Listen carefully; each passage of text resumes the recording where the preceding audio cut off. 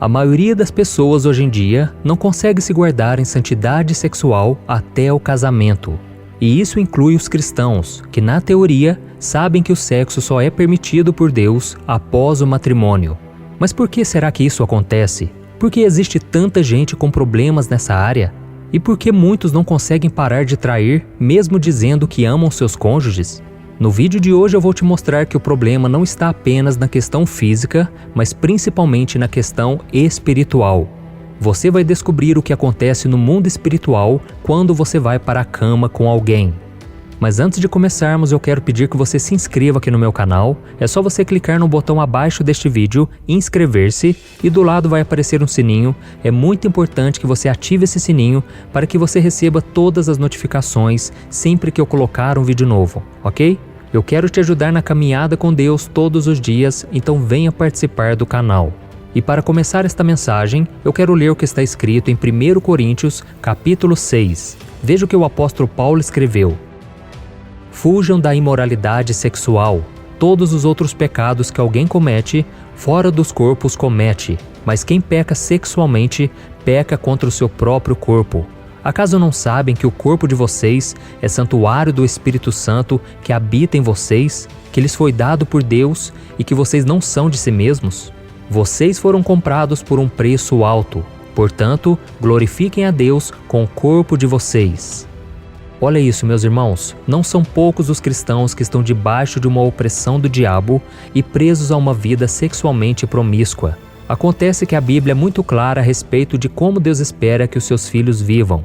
Em 1 Tessalonicenses capítulo 4 está escrito assim: cada um saiba controlar o próprio corpo de maneira santa e honrosa, não com a paixão de desejo desenfreado, como pagãos que desconhecem a Deus. O grande problema é que nós vivemos em uma sociedade que defende a relação sexual antes do casamento como algo normal, dizendo que não tem nada de mais em ter vários parceiros sexuais antes de assumir o compromisso de matrimônio com alguém. E aqueles que pensam diferente disso são chamados de antiquados ou caretas. Mas veja o que a Bíblia diz sobre essas pessoas que normalizam o sexo antes do casamento. Essas pessoas vivem se queixando e são descontentes com a sua sorte, seguem os seus próprios desejos impuros, são cheias de si e adulam os outros por interesse. Todavia, amados, lembre-se do que foi predito pelos apóstolos de nosso Senhor Jesus Cristo. Eles diziam a vocês: nos últimos tempos haverá zombadores que seguirão os seus próprios desejos ímpios. Estes são os que causam divisões entre vocês, os quais seguem a tendência da sua própria alma e não têm o Espírito. Olha isso, meus irmãos. Você pode até pensar que não tem problema nenhum em você ir para a cama com alguém sem compromisso. Mas saiba que o cristão que não domina o seu impulso sexual acaba sendo usado por Satanás e mais cedo ou mais tarde poderá ter a sua vida destruída e se afastar completamente do Senhor. Por isso precisamos entender uma coisa muito importante. Deus criou o casamento para que o homem e a mulher se sentissem plenamente satisfeitos em suas necessidades sexuais. E buscar saciar esses desejos fora do matrimônio é um pecado contra o nosso próprio corpo. Veja o que o apóstolo Paulo escreveu em sua carta aos Coríntios. Quanto aos assuntos sobre os quais vocês escreveram, é bom que o homem não toque em mulher. Mas por causa da imoralidade, cada um deve ter a sua esposa e cada mulher o seu próprio marido. O marido deve cumprir os seus deveres conjugais para com a sua mulher e da mesma forma a mulher para com o seu marido. Acontece, irmãos, que muitos não querem esperar pelo casamento para desfrutar da bênção que é o sexo. Elas preferem se relacionar de forma superficial com Deus e com o outro, simplesmente em busca do prazer carnal. E é aí que mora o perigo. Porque quando uma pessoa se relaciona sexualmente com alguém, ela não está se envolvendo apenas de forma física, mas também espiritual. É isso mesmo. Quando duas pessoas têm relação íntima, existe uma união espiritual entre elas. E não sou eu que estou dizendo isso, e sim a própria palavra de Deus. Veja o que está escrito em 1 Coríntios, capítulo 6. Vocês não sabem que aquele que se une a uma prostituta é um corpo com ela? Pois como está escrito, os dois serão uma só carne. Irmãos, nós somos seres humanos espirituais, ou seja, Nós vivemos em um corpo físico aqui na Terra, mas temos um espírito dentro de nós que foi colocado por Deus para que ele pudesse interagir conosco. Acontece que quando nos relacionamos sexualmente com alguém fora do casamento, nós abrimos uma brecha para o inimigo. E você já reparou que um relacionamento de quem vive em fornicação, ou seja, o sexo antes do casamento, quase sempre está em crise? Eu conheço vários casais assim que não conseguem se separar. Eles até querem ir embora e seguir as suas vidas separadamente, mas sempre existe uma conexão entre os dois que não permite isso. Pois é, essas pessoas estão com seus espíritos ligados um ao outro. E quando termina um relacionamento, a dor é muito maior. É muito difícil superar aquela perda porque a pessoa se entregou de corpo e alma para o outro. E lembra do versículo que eu acabei de citar para você? Ali está escrito que aquele que se deita com uma pessoa se torna um só corpo com ela. Ou seja, é como se eles estivessem espiritualmente casados. Agora imagine só uma pessoa que tem vários parceiros sexuais. Ela pode ser considerada solteira no mundo físico, mas está casada com vários no mundo espiritual. E por isso ela precisa se arrepender, ela precisa pedir que Deus quebre toda ligação, todo pecado que foi gerado, que seja quebrado no mundo espiritual pelo poder do sangue de Jesus. Amém? Irmãos, tem pessoas que passam anos e anos sem qualquer tipo de comunicação com seu ex-parceiro sexual, mas no momento em que elas recebem uma mensagem ou veem uma foto atual do outro, ficam emocionalmente abaladas.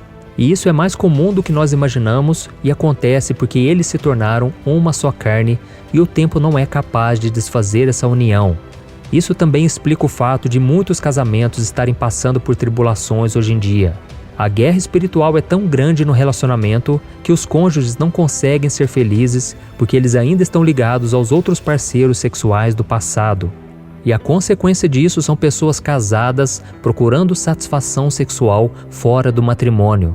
Quem comete esse tipo de erro abre brechas para que os espíritos malignos o mantenham preso nessa vida de pecado e, caso não se arrependa, pode ter a sua família destruída, acabando com a sua alegria, a cumplicidade e o amor que existia no lar antes disso acontecer.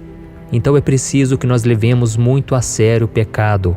Eu sei que todos nós somos pecadores, somos falhos, mas nós devemos ter o temor de Deus, porque é Ele que nos livra dos laços do inimigo, é Ele que nos faz pensar muito antes de cometer algum pecado. E você já viu alguém que entrou em um relacionamento e de repente a sua personalidade, as suas atitudes mudaram de uma hora para outra?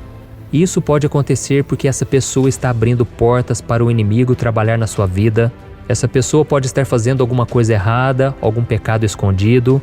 Uma vez eu ouvi um testemunho de um homem que ele disse que traiu a sua esposa com uma colega de empresa.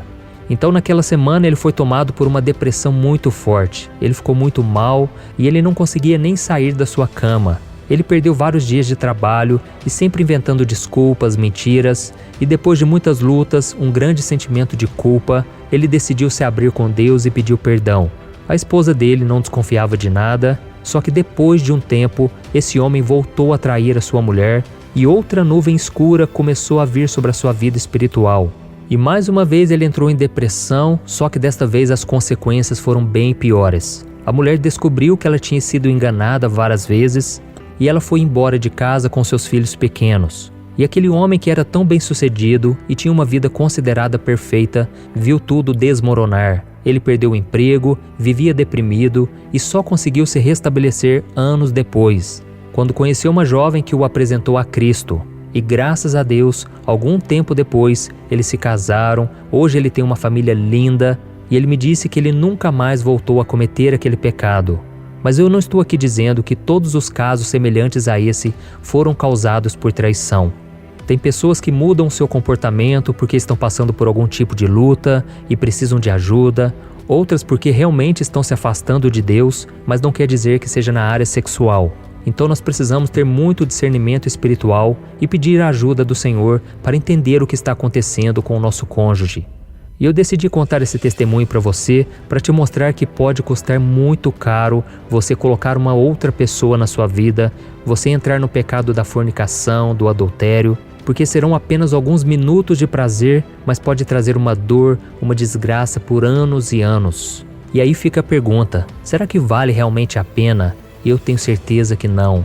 Então a melhor coisa que você tem que fazer é se abrir com uma pessoa de confiança, um homem compartilhando seus momentos de dor, dificuldade, fraquezas com outro homem e uma mulher se abrindo com uma outra mulher.